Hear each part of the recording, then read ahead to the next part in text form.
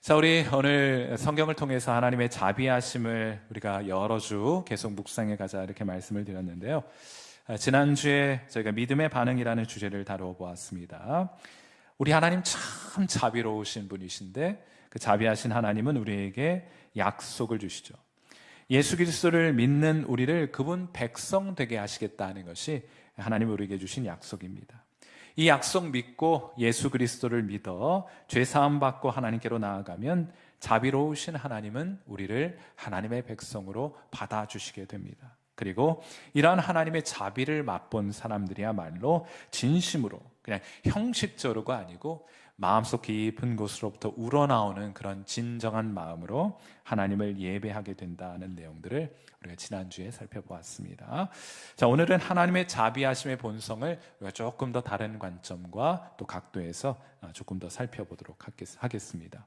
오늘 설교의 첫 번째 요점은 이것인데, 우리 하나님은 자비의 하나님 맞는데 영원한 자비의 하나님이시다 하는 것이 오늘 설교의 첫 번째 요점입니다. 자, 우리 시편 118편 29절 말씀 우리 함께 읽어보도록 할게요. 같이 읽습니다. 시작. 여호와께 감사하라. 그는 선하시며 그의 인자하심이 영원함이로다 했어요. 아멘. 우리 지난주에 살펴본 것처럼 하나님은 모세에게 하나님 당신의 본성을 처음으로 모세를 통하여 이스라엘 백성에게 계시해 주셨습니다. 우리 지난주에 시내산 정상에서 하나님이 어떻게 스스로를 우리에게 보여주셨는지 살펴본 바 있습니다. 그런데 이보다 훨씬 더 전에도 하나님께서 모세에게 하나님 당신을 스스로 계시하고 드러내 보여주신 적이 있습니다. 그런데 제 질문은 이것이요. 왜 이전에도 그랬고 또 시내산 정상에서 두 번째 돌판을 주실 때도 그렇고 왜 하나님은 꼭 모세이어야만 하는가? 하나님께는 왜 꼭 모세이어야만 하는가 하는 것이 질문입니다. 그 대답이 출애굽기 33장 11절에 있습니다. 왜 하나님은 모세를 택하셔서 그에게 하나님을 드러내 보여주셨는가? 자, 출애굽기 33장 11절. 자, 우리 이 말씀도 같이 읽습니다. 시작. 사람이 자기의 친구와 이야기함 같이 여호와께서는 모세와 대면하여 말씀하셨다 해요. 누구와요? 모세와 어떤 사람이었기에? 자기의 친구와 같은 사람이었기에. 하나님은 자기를 가까이 하는 자들, 하나님과 친밀한 자들에게 하나님을 드러내 보여주십니다. 왜 하나님의 음성이 들리지 않습니까? 왜 여러분의 인생을 하나님의 계획이 보이지 않습니까? 왜 하나님의 인도하심이 경험되지 않습니까? 다른 많은 이유가 있겠지만 그 중에 가장 중요한 이유가 뭔 줄 알아요?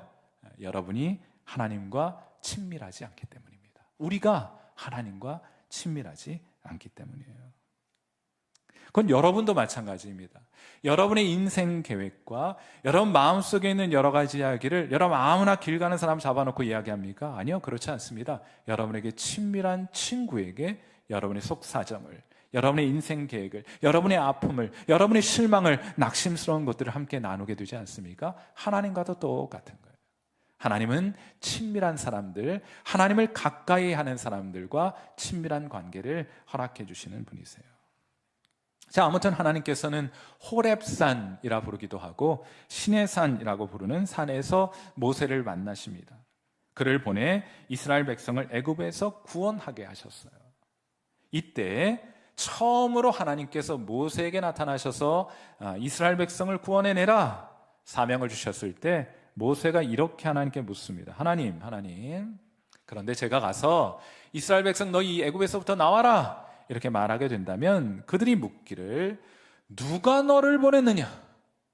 너를 보내신 신의 이름이 무엇이냐? 이렇게 묻게 될 텐데 제가 무엇라 말해야겠습니까? 하나님의 이름은 어떻게 되십니까? 하고 물어요. 이때 하나님이 말씀하십니다. 출애굽기 3장 14절. 하나님이 모세에게 이르시되 나는 스스로 있는 자이니라. 또 이르시되 너는 이스라엘 자손에게 이같이 이르기를 스스로 있는 자가 나를 너희에게 보내셨다 하라. 아멘. 여러분, 하나님의 이름이 무엇입니까? 하나님의 이름은 스스로 있는 자, 하나님의 이름이에요. 영어로는 I am that I am. 나는 존재한다. 그것이 내 이름이다 하고 말씀하시는 거예요.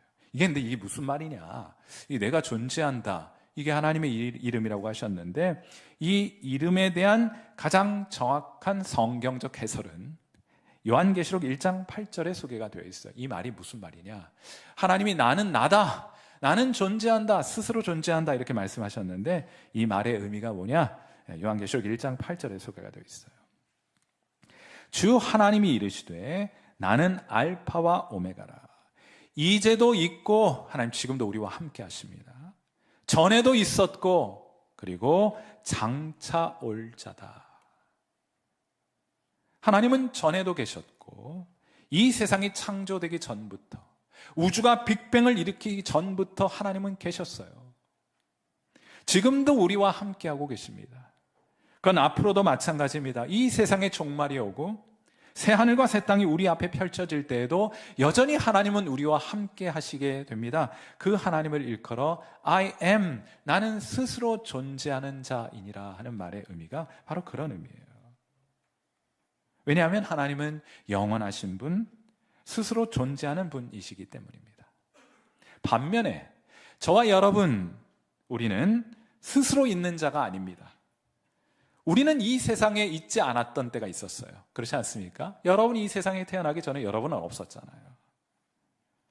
이 땅에 태어나서는 먹고 마십니다. 먹지 않고는 살아갈 수 없습니다. 마시지 않고는 살아갈 수 없어요. 우리 사랑하지 않고는 살아갈 수 없습니다. 그래서 사람들 늘 곁에 함께하고자 하는 마음을 우리가 가지고 있지 않습니까? 그러므로 피조물인 우리는 의지하고 의존하며 살아가는 사람들이에요. 우리가 하나님이 아니라 피조물이기 때문입니다.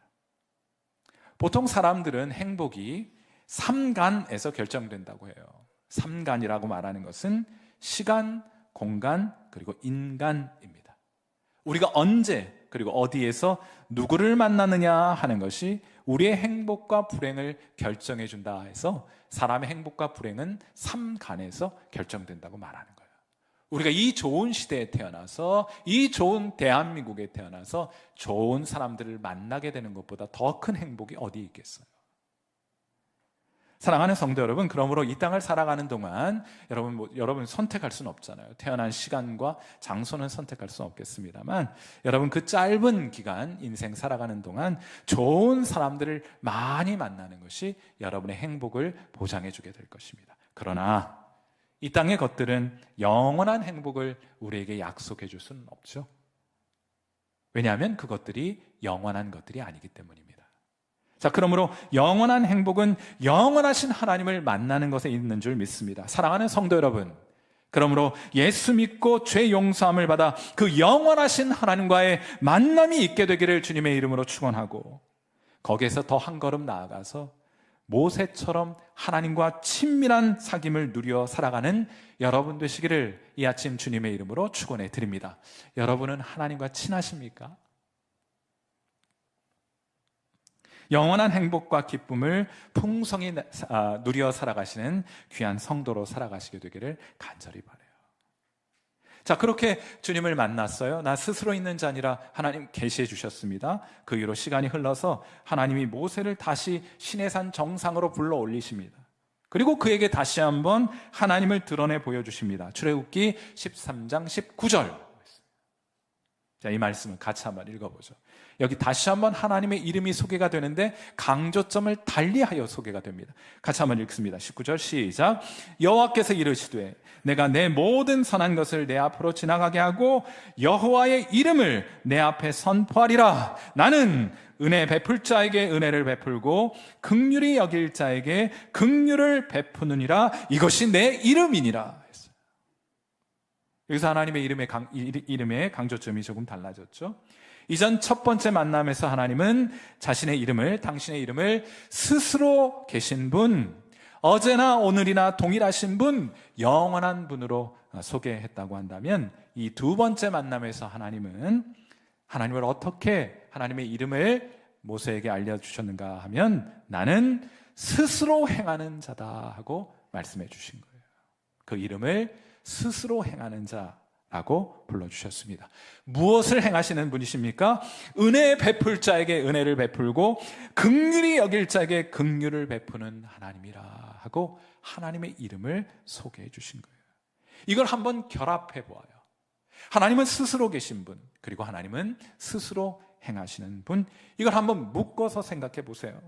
하나님은 영원히 계시면서 우리에게 자비와 긍휼을 베푸시는 하나님이다, 이렇게 말해 볼 수 있지 않겠습니까? 사랑하는 성도 여러분, 하나님은 어제도 여러분을 향해 자비로운 분이셨을 뿐만 아니라 여전히 오늘도 하나님은 여러분을 향해 자비로우신 하나님이십니다. 우리 중 긍휼히 여김 받아야 할 자들에게 긍휼을 베푸시는 하나님이 바로 저와 여러분이 섬기는 하나님이세요. 우리 하나님은 영원히 자비로우신 하나님이십니다. 이것이 오늘 설교의 첫 번째 요점이에요. 하나님은 영원 전부터 계시면서 자비로우신 하나님이셨어요. 불쌍히 여길 자, 긍휼히 여길 자를 불쌍히 여기고 긍휼히 여기시는 하나님이 바로 저와 여러분, 우리의 하나님이십니다. 오늘 설교의 두 번째 요점은 이것입니다. 하나님은 영원히 자비로우신 분이실 뿐만 아니라 하나님은 풍성한 자비의 하나님이시다 하고 말할 수 있겠습니다. 말씀드렸던 것처럼 하나님은 영원 전부터 자비의 하나님이셨어요. 그건 지금도 그렇고 앞으로도 마찬가지입니다. 하나님은 영원히 자비로우신 하나님이세요. 자, 그런데 성경은 그것으로 만족하지 못합니다. 그래서 여기서 한 걸음 더 나아가요. 오늘 본문 시편 86편 5절 말씀을 함께 보겠습니다. 주는 선하사 사죄하기를 즐거워하시며 주께 부르짖는 자에게 인자하심이 어떻게 해요? 후하심이니이다. 후하게 자비를 베풀어 주시는 분이시다. 하나님의 자비는 영원할 뿐만 아니라 풍성하다는 거예요. 하나님이 찔끔찔끔 자비를 베풀어 주시는 분이 아니라 나이아가라 폭포처럼 우리에게 자비를 쏟아 부어주시는 하나님임을 이 시편 기자가 발견했고 시편에 담아 노래하고 있는 거예요. 그런데 사도 바울도 똑같은 이야기를 조금 달리 표현해서 이렇게 말합니다. 고린도후서 1장 3절 보세요. 하나님을 만나면 찬양하게 돼요. 하나님을 만나면 그 증거가 남습니다. 무엇입니까? 하나님의 본성을 깨닫고 그 본성이 그의 심령 안에 실제하게 돼요. 그걸 만지면서 찬양하는 겁니다. 어떻게 찬양해요? 찬송하리로다. 그는 우리 주 예수 그리스도의 하나님이요 자비의 아버지시요 모든 위로의 하나님이시며, 내가 하나님의 자비를 받았습니다. 내가 하나님의 위로를 받았습니다. 그래, 나 이렇게 찬양합니다. 하나님은 자비의 아버지이시고 모든 위로의 하나님이십니다 하고 찬양하고 고백할 수 있게 된 것이에요. 우리말 성경은요, 하나님을 자비의 아버지, 여러분 성경책을 보시면은 자비의 아버지 이렇게 돼 있을 거예요. 그런데 원문에는 혹은 영어 성경을 보시면은 자비가 복수형으로 되어 있네요. 우리 하나님은 자비들의 아버지시다 이렇게 되어 있어요. 하나님으로부터 온갖 종류의 자비가 풍성하게 쏟아져 나오기 때문에 자비들의 아버지 이렇게 기록해 놓은 거예요. 그냥 자비 이것만 가지고는 하나님의 풍성함을 표현할 수 없으니까 자비들의 아버지다 기록해 놓은 거예요. 적어도 세 가지 범주에 하나님의 자비가 있다 생각합니다. 첫째로 하나님의 마음속에 하나님이 품고 계신 자비가 있어요. 아직 표현되지는 않았지만은 하나님이 우리를 향한 자비와 긍휼히 여기는 마음이 있습니다. 자, 우리가 그것을 하나님이 품으신 자비, 이렇게 이름을 지어보도록 할게요. 이사야서 55장 7절부터 9절 말씀, 좀 길긴 합니다만 하나님 마음속에 무엇이 담겨 있는지 한번 발견해 보세요. 우리 중에 많은 분들이 하나님을 너무 많이 오해하고 있는 분들이 계세요. 하나님은 막 채찍을 들고 내가 뭐 잘못하면 꾸짖고 때리고 혼내고 내 인생 망치는 분으로 이해하는 분들이 계신데, 여러분이 알고 있는 하나님과 성경이 말하는 하나님은 같지 않습니다. 하나님 마음속에 여러분을 향해 어떤 마음을 품고 있는지 계신지 우리 이사야서 55장 7절부터 9절 말씀 함께 읽도록 하죠. 같이 읽습니다. 시작. 악인은 그의 길을, 불의한 자는 그의 생각을 버리고 여호와께로 돌아오라. 그리하면 그가 긍휼히 여기시라. 우리 하나님께로 돌아오라. 그가 너그럽게 용서하시리라. 이는 내 생각이 너희의 생각과 다르며 내 길은 너희의 길과 다름이니라. 여호와의 말씀이니라. 이는 하늘이 땅보다 높음 같이 내 길은 너희의 길보다 높으며 내 생각은 너희의 생각보다 높음이니라. 아멘. 돌아오세요. 괜찮습니다. 다시 돌아오시면 돼요. 하나님은 여러분을 긍휼히 여기시는 하나님이시고 다시 돌아오면 너그럽게 용서하시는 하나님이시니 여러분이 어제 혹은 오늘 어떠한 모습으로 주님 앞에 있었든지 이 말씀 듣고 주님 앞에 돌아오시면 하나님이 여러분을 너그럽게 용서하시게 될 줄 믿습니다. 이것이 하나님 마음속에 품고 있는 마음이에요. 자, 그런데 여러분도 누군가를 사랑하면 사랑을 표현하게 되잖아요. 하나님도 우리를 향한 마음을 가지고 계신데 그 마음을 표현하고 싶어 하십니다. 그래서 약속의 형태로 하나님의 자비를 표현해냈어요. 그래서 약속된 자비 혹은 표현된 하나님의 자비가 있습니다. 그러니까 자비는 하나님의 마음속에 품고 있는 자비도 있고 겉으로 드러나 표현된 자비도 있는 것이죠. 자, 예레미야서 29장 11절부터 13절. 제 인생을 걸었던 말씀인데 오늘 예배 드리는 여러분들 가운데 이 말씀에 여러분의 인생을 한번 걸어볼 수 있는 여러분 있게 되기를 바랍니다. 우리 이 말씀도 같이 한번 읽어보도록 하죠. 시작. 여호와의 말씀이니라. 너희를 향한 나의 생각을 내가 아나니 평안이요 재앙이 아니니라. 너희에게 미래와 희망을 주는 것이니라. 너희가 내게 부르짖으며 내게 와서 기도하면 내가 너희들의 기도를 들을 것이요 너희가 온 마음으로 나를 구하면 나를 찾을 것이요 나를 만나리라. 아멘. 제 인생은 여기 걸려 있었습니다. 여기 하나님이 뭐라고 말씀하세요? 너희가 온 마음으로 내게 와서 기도하고 온 마음으로 나를 구하면 나를 찾을 것이요 나를 만나리라 하셨어요. 제가 예수님 믿지 않았을 때 이 말씀 붙들고 하나님 이 약속 진짜면 절 좀 만나 주십시오 간절히 기도했어요. 하나님이 여러분을 만나 주실 것입니다.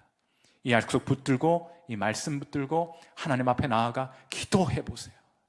간절히 구해 보세요. 대신 온 마음으로 구하셔야 돼요. 하나님이 여러분을 만나 주시게 될 것입니다. 그리고 내 인생 깜깜해서 아무런 미래도 소망이 없다고 생각했을 그때 그 가장 제 인생에 얻었던 그 청년의 시절에 하나님이 이 말씀을 통해 저를 만나 주셨고 제게 이 말씀대로 평안과 미래와 장래와 소망을 허락해 주셔서 제가 지금 살아있을 수 있는 거예요. 사랑하는 귀한 성도 여러분, 여러분 하나님께 간구하셔서 이 귀한 주님 여러분을 긍휼히 여기시고 여러분에게 한량없는 자비를 베푸시는 우리 귀한 주님을 만나시는 귀한 은이 있게 되기를 주님의 이름으로 축원해 드립니다. 자, 이렇게 하나님 마음에 품은 자비, 약속을 통해 표현된 자비가 있다고 하면 마지막으로 우리는 이 약속을 믿음으로 붙들어 하나님의 자비를 맛보게 됩니다. 자, 그러니까 우리에게 경험된 하나님의 자비가 있는 거예요. 예레미야 예가 3장 22절과 23절 말씀인데 이 말씀도 같이 읽죠. 시작. 여호와의 인자와 긍휼이 무궁하심으로 우리가 진멸되지 아니함이니이다. 이것들이 아침마다 새로우니 주의 성실하심이 크시도소이다. 아멘. 내가 어제 아침에도 하나님의 자비를 맛보았습니다. 오늘 아침에 눈 떴을 때에도 내가 하나님의 자비를 맛보았습니다. 아니 그 하나님의 자비 때문에 내가 오늘 아침 눈 뜰 수 있게 되었습니다 하고 고백하게 되는 거예요. 사랑하는 성도 여러분, 어제의 자비로 오늘을 살아갈 수는 없는 거예요. 오늘 우리가 아침에 눈 뜰 수 있었던 이유, 하나님의 그 풍성하고도 신선한 자비와 긍휼이 오늘도 우리와 함께 하셨기 때문인 줄 믿습니다. 하나님의 자비는 신선한 거예요. 날마다. 예전에 제가 어렸을 때 어머니가 이 닭을 키우면서 아침마다 계란을 낳더라고요. 알을 낳더라고요. 그거 깨다가 건강하라고 주셨는데 그거 먹고 맨날 토하고 그랬습니다. 되게 비리더라고요. 새벽마다 아침마다 닭은 알을 낳아 그를 키우는 주인을 섬기는 것처럼 우리 하나님의 자비가 오늘도 신선하게 여러분의 생명을 보존하고 우리로 하여금 하나님의 자비를 맛보는 자리로 또 그런 신선한 하루를 우리에게 허락해 주시는 하나님이신 줄 믿습니다. 하나님은 날마다 그 하나님의 자비는 날마다 맛보고 경험해 가야 하는 영적인 실제인 줄 믿습니다. 여러분, 마가복음에는요, 제가 요즘 우리 마가복음 묵상하고 있잖아요. 마가복음에는 예수님께서 거라사 땅에 한 귀신 들린 이방인을 만나시는 장면이 있습니다. 딱 이 사람 한 명 만나시고 거라사인의 땅을 떠나시게 돼요. 자, 그런데 거기에 갔더니 도착하시게 되었는데, 무덤 사이에 이 남자가 거기 살면서 돌로 자기를 막 해치고 있는 거예요. 무슨 일이 있었기에, 어떠한 일이 그에게 있었기에 그는 그를 그토록 자해하고 있었던 것입니까? 전 예전에 그 사람이 막 돌로 사람들에게 해코지하고 던질까봐 쇠고랑과 또 쇠사슬로 묶어 놓았는 줄 알았는데, 성경을 가보니까 다른 사람에게 피해를 줬다는 말보다는 뭐예요? 자기를 너무 해하는 거예요. 사람들이 그렇게 하지 못하도록 쇠고랑과 사슬을 묶어 놓았음에도 불구하고 그가 어떤 슬픔이 그 안에 있기에, 어떤 좌절을 그가 경험했기에 그는 그토록 자기 자신을 자해하는 것입니까? 혹시 우리 가운데 그런 분들 계세요? 스스로를 자해하고 스스로를 괴롭히고 모든 것이 여러분의 책임이고 여러분이 잘못인 것처럼 여러분을 학대하고 있는 분들이 계십니까? 예수님이 그를 만나주신 거예요. 그리고는 그 거라사에 귀신 들린 사람을 만나자마자 예수님 말씀하십니다. 이 더러운 귀신아, 그 사람에게서 나오라. 당장 나오라 하셨어요. 그때 귀신들이 예수님의 명령을 듣고 이렇게 예수님께 간청합니다. 우리로 저기 돼지떼가 있는데 저 돼지떼에 들어가게 허락해 주옵소서. 예수님이 허락하십니다. 귀신들이 돼지들에게 도망치듯 들어갑니다. 그리고는 비탈길을 내달려 바다에 모두 빠져 돼지들이 죽게 됩니다. 몇 마리 빠져 죽었습니까? 2,000마리 빠져 죽었습니다. 저는 이공계 출신입니다. 성경을 읽다가 이런 장면 나오면 그냥 넘어가지 못합니다. 계산기를 꺼냅니다. 시세를 확인해 보았어요. 요즘 돼지 경매가 한 마리 한 90kg 되는 정도의 돼지 한 마리 경매가 40에서 50만 원 정도라고 해요. 잡아먹어야 되겠어, 그죠? 사 먹긴 너무 비싸니까. 4, 50만 원. 2,000마리가 물에 빠져 죽었으니까 계산기 두드려보면 대략 얼마가 날아간 겁니까? 대략 10억 원 날아간 거예요.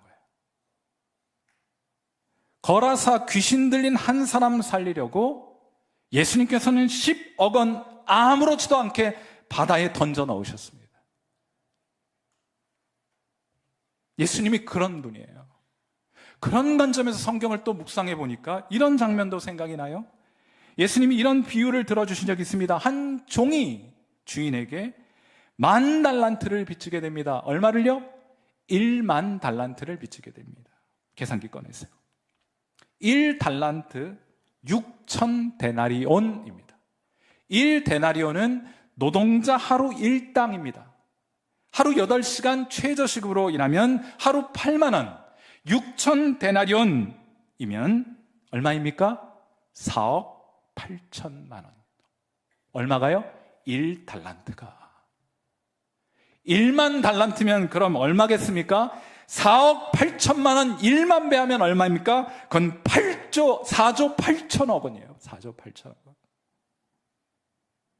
이걸 빌려간 종에게서, 이거 빌려준 주인 대단한데 이걸 빌려간 종에게서 탕감해 준 것은 상상할 수도 없는 일이에요. 여러분, 그런데 성경 꼼꼼히 읽으셔야 돼요. 주인이, 이 비유에 등장하는 주인이 1만 달란트 4조 8천억 원 빚진 이 종의 빚을 탕감해 준 이유가 뭔지 아십니까? 전도 유망하기 때문입니까? 건강하기 때문입니까? 그의 가문이 좋기 때문입니까? 그 인상이 좋기 때문입니까? 아니에요. 성경엔 그런 이유를 발견할 수 없습니다. 주인이 1만 달란트를 이 종에게 탕감해 준 이유는 하나밖에 없습니다. 마태복음 18장 27절이에요. 이 말씀 읽으면서 이유를 한번 찾아봐요. 같이 읽습니다. 시작. 그 종의 주인이 불쌍히 여겨 놓아 보내며 그 빚을 탕감하여 주었더니, 아멘. 무엇 때문에? 불쌍히 여겼기 때문에. 이것이 하나님이 우리를 향해 베푸시는 하나님 자비의 풍성함의 크기입니다.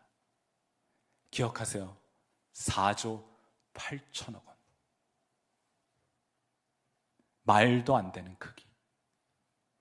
그런데 하나님은 이렇게 말도 안 되는 크기의 자비를 우리에게 베푸시는 분이십니다. 그래서 우리가 실감이 잘 나지 않는 거예요. 하나님은 여러분을 그렇게 불쌍히 여기시는 하나님이에요. 속된 말로 여러분이 경험한 하나님의 자비는 돈으로 환산하면 얼마짜리 자비를 경험하셨습니까?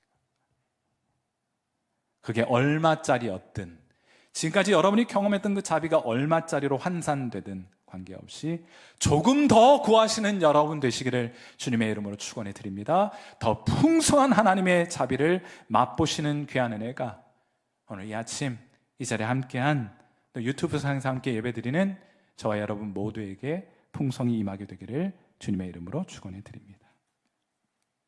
오늘 설교의 마지막 요점은 이것이, 하나님의 자비는 영원하고 풍성하십니다. 이제 우리가 그 하나님의 자비를 구해서 경험해야 될 차례입니다. 오늘 본문 시편 86편 5절에서 다윗은 하나님의 인자하심이 후하십니다 이렇게 고백해요. 하나님의 자비가 무궁하십니다. 그런데 바로 이어서 다윗은 이렇게 간절히 기도합니다. 자, 하나님의 자비가 풍성하시고 무궁하십니다. 알아서 주세요 이렇게 할 수도 있겠는데 그는 이런 선택을 합니다. 시편 86편 6절과 7절 말씀이에요. 이 말씀도 같이 읽습니다. 시작. 여호와여, 나의 기도에 귀를 기울이시고 내가 간구하는 소리를 들으소서. 나의 환난 날에 내가 주께 부르짖으리니 주께서 내게 응답하시리이다. 아멘. 자비를 정의하고, 우리 자비에 대해서 제가 자주 얘기하는데 자비를 이렇게 한번 정의해봐요. 성경적으로 한번 정의를 해보자면, 자비는 누군가를 불쌍히 여겨서 그 사람에게 꼭 필요한 것을 무상으로 제공하는 것을 자비라 불러요. 동기는 언제나 불쌍히 여겨서 그 사람에게 꼭 필요한 것을 무상으로 제공하는 것을 자비라 부른다. 하나님이 우리를 불쌍히 여기시고 우리가 잘 되도록 돕고 싶어하는 마음이 하나님이 가지신 자비의 마음이다 이것이에요. 그런데 그걸 다윗은 그냥 감나무 아래 누워서 감 떨어질 때까지 입 벌리고 기다리고 있지는 않았습니다. 그 사실을 아는 즉시, 하나님이 자비와 긍휼의 풍성한 분이심을 발견한 그 즉시 어떻게 했습니까? 하나님께 나아갔어요. 그리고 하나님께 뭐라 간구했는가 하면, 하나님 저를 불쌍히 여겨 주옵소서 하고 간구하게 됩니다. 어느 날 예수님께서 여리고성을 지난다는 소식을 한 맹인이 듣게 됩니다. 보이지 않으니까 예수님 어디 계신지 어떻게 알아요? 그런데 사람들이 하는 소리가, 지금 우리 마을을 이 앞을 지나고 계신다, 이렇게 얘기를 하는 소리를 듣게 됩니다. 그 소리를 듣자마자 이 맹인이 그때부터 외치기 시작합니다. 누가복음 18장 38절, 맹인이 외쳐 이르되 다윗의 자손 예수여 나를 불쌍히 여기소서 하고 외치게 됩니다. 사람들이 제발 그만 좀 조용히 좀 하라고 막 욕을 하고 구박을 하고 시끄럽다고 입을 막으려고 합니다. 그런데 소용이 없습니다. 그는 더 목소리를 높여 외칩니다. 다윗의 자손 예수여 나를 불쌍히 여겨 주옵소서 하고 외쳐. 이때 예수님께서 그 부르짖는 소리를 들으시고 가시던 길 멈춰 서십니다. 그리고 뒤돌아서 그를 예수님께 데리고 오라고 말씀을 하세요. 그 맹인을 예수님 앞에 데려옵니다. 사람들이. 그러자 예수님께서 이렇게 물으세요. 저는 이 물음이 오늘 주님을 향해 간절한 외침으로 주님을 찾고 하나님의 긍휼하심과 자비의 풍성하심을 구하는 여러분들에게 들려지게 되기를 간절히 바라봅니다. 예수님 뭐라고 물으시는가 하면 누가복음 18장 41절, 너에게 무엇을 하여 주기를 원하느냐? 너에게 무엇을 하여 주기를 원하느냐? 자비가 뭐라고 말씀을 드렸어요? 불쌍히 여기사 그 사람에게 꼭 필요한 것을 무상으로 제공하는 것을 자비라고 한다면 예수님께서 내가 자비 베풀 것이니 너는 내게 무엇을 하여 주기를 원하느냐 물으십니다. 맹인이 뭐라 답변했겠어요? 주님, 보기를 원합니다. 여러분이 오늘 하나님 물으신다면, 예수님께서 예수님의 자비를, 하나님의 자비를 구하는 여러분에게 물으신다면, 내가 너에게 무엇을 하여 주기를 원하느냐, 뭐라 답변하시겠습니까? 이 말 끝나자마자 맹인의 눈이 열리게 됩니다. 여러분, 신앙을 너무 점잖게만 하지 말아요. 그렇게 사치스럽게 하지 말아요. 간절하게 하셔야 되지 않겠습니까? 때론 시끄럽고 야단스러워야 돼요. 하나님 부르짖어야 합니다. 하나님 앞에 나와 간절히 외쳐야 합니다. 하나님 만나고 싶다면 그분께 간절히 외쳐서, 하나님, 제가 주님을 만날 수 있도록 저를 꼭 좀 만나 주옵소서 하고 기도하셔야 합니다.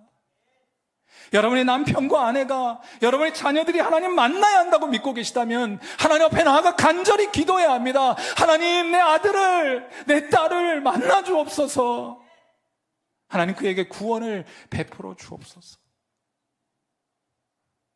하나님, 내 육신의 질고를 고쳐 주옵소서. 하나님, 저를 불쌍히 여겨 주옵소서.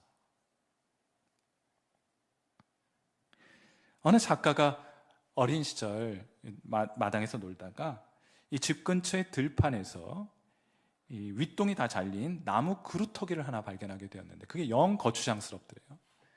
그것을 이제 뽑아보려고 몇 시간 동안 그걸 밀기도 하고 당기기도 하고 파기도 하고 뽑기도 하고 여러 번 몇 시간 노력을 했는데 소용이 없더래요.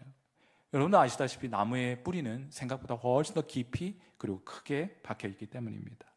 자, 그렇게 애쓰고 있는데 아버지가 퇴근해 돌아오시다가 그 모습을 본 거예요. 그리고는 다가와서 한참을 지켜보더니만 아들에게 이렇게 말을 합니다. 난 문제가 뭔지 알 것 같다. 아빠, 문제가 뭔데요? 너는 네 힘을 다 사용하고 있지 않아. 그는 화가 나서 아버지에게 항변합니다. 아니, 자기가 얼마나 열심히 그리고 오랫동안 애를 썼는데 아빠가 그 마음도 몰라주고 그런 소리를 하시나. 그러자 아빠가 다시 말합니다. 아니, 너는 네 힘을 다 쓰고 있지 않아. 그는 진정을 하고 아빠에게 묻습니다. 아빠, 그게 무슨 뜻이에요? 그때서야 아빠가 아들에게 그렇게 대답하죠. 너는 아직 나에게 도움을 구하지는 않았잖니. 이제 어떤 작가가 어린 시절을 회상하면서 그런 글을 쓴 거예요. 그런데 글을 읽다가 여러분 생각해 보세요. 그럼 우리도 마찬가지이지 않습니까? 죽을 힘을 다하는 것 물론 중요합니다. 죽을 힘을 다하는 것도 중요한데 그 힘 쓰는 방향이 훨씬 더 중요할 것이라는 생각을 가지게 돼요. 여러분이 인생을 살아가기 위해 여러분 앞에 놓여 있는 그 인생의 문제를 넘어서기에 애쓰고 수고하고 힘쓰는 것만큼 하나님 앞에 나아가 힘쓰고 애써 하나님의 도우심을 구해보았던 적이 있으십니까? 만일 여러분의 힘으로 여러분의 인생의 문제를 해결할 수 없다면 그 힘쓰는 방향을 한번 바꾸어 보아야 될 때가 되지 않았습니까? 하나님은 우리에게 자비와 긍휼을 차고도 넘치도록 베푸실 준비가 되어 있는 분이십니다. 그럼에도 불구하고 우리가 해야 할 일이 있어요. 그건 그분께 자비와 긍휼을 구하는 것입니다. 하나님께 구하면 들어주시겠습니까? 들어주십니다. 증거가 있습니까? 증거가 제겐 있습니다. 어떤 증거가 있습니까? 다윗의 시편 86편이 증거입니다. 그는 하나님께 자비를 구했고 응답하여 달라고 간구한 채로 시편 86편을 마무리하게 되었는데, 하나님이 응답하지 않으셨다면 아마 이 시편 86편은 성경책 안에 기록되어 남아 보존되어 있지 못할 것이에요. 성경이 하나님의 자비하심을 간구하는 자들에게 응답하신다는 증거가 되는 것입니다. 그러므로 사랑하는 성도 여러분, 하나님의 자비를 구하시는 여러분 되시기를 주님의 이름으로 축원합니다. 풍성히 구하여 누리시는 여러분 되시기를 이 아침 주님의 이름으로 축원해 드립니다. 함께 기도하겠습니다. 자, 우리 반주 들으시면서 함께 기도하도록 하죠. 하나님 아버지, 우리로 하나님을 깊이 더 깊이 만나게 하셔서 영원 전부터 우리를 불쌍히 여기셔서 무한한 자비를 쏟아 부으시려는 그 아버지의 마음 알게 하시고 우리로 하나님께로 나아가 간구함으로 영원하고도 풍성한 하나님의 자비와 긍휼을 맛보게 되는 그런 귀한 은혜를 우리에게 허락하여 주옵소서. 주여, 우리를 불쌍히 여겨 주시옵소서. 그런 마음, 간절한 마음 담아서 우리 시간 하나님 앞에 함께 기도하는 시간 같습니다. 기도하겠습니다. 살아계신 하나님 아버지, 은혜와 사랑을 감사합니다. 우리가 스스로 잊지 못한 사람들입니다. 우리 피조물입니다. 우리 먹지 않으면 살아갈 수 없고 마시지 않으면 살아갈 수 없고 관계 속에 사랑을 받고 사랑을 나누지 않으면 살아갈 수 없는 피조물입니다. 하나님 아버지, 피조물로 이 땅을 살아간다 우리에게 결핍의 문제가 있습니다. 그래서 오늘 우리 신음합니다. 우리 아파합니다. 우리 염려합니다. 근심합니다. 두려워합니다. 그런데 우리 주님이 우리를 향한 마음 가지셨습니다. 우리를 불쌍히 여기시고 긍휼히 여기시는 마음을 가지신 분이신 것이 우리에게 얼마나 복된 소식인지 알지 못합니다.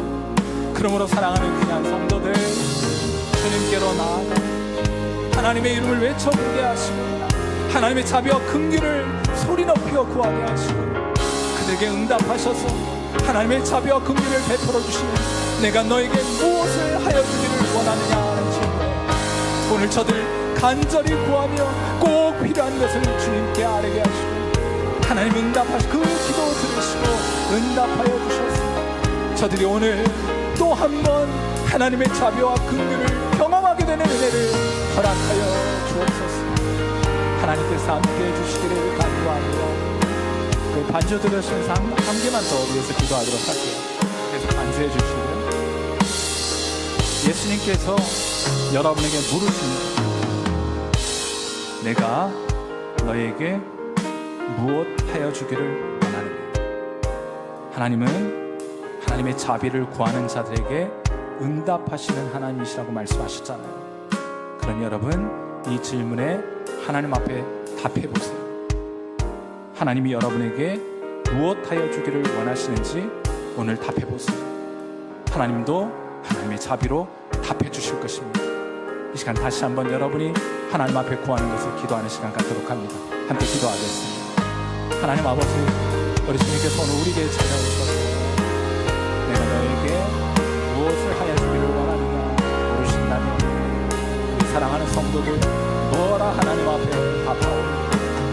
오늘 시간 저들의 간절한 기도를 불쌍히 여기시는 하나님께 아뢰어드리게 하시고 그 기도 들으시고 하나님 응답하셔서 하나님 우리에게 자비와 긍휼을 베푸시는 하나님이신 줄 우리가 더 깊이 발견하게 하시고 자비 더 깊이 맛보는 일이 있게 하여 주시기를 간구합니다. 오직 우리의 마음과 생각과 우리 시선이 하나님 한 분께로만 고정되게 하시고 우리가 지금까지 힘썼고 애써왔으나 하나님 우리 스스로 해결할 수 없는 일들을 주님 앞에 두고 나아가오니 주여 우리를 불쌍히 여겨주시고 우리를 긍휼히 여겨주사 하나님의 자비와 긍휼을 우리에게 불쌍히 우리의 간구에 응답하여 주옵소서. 함께하여 주시는 주의 은혜를 간구하옵고 살아계시는 주님 예수님의 귀하신 감사하며 간절히 기도하옵나이다.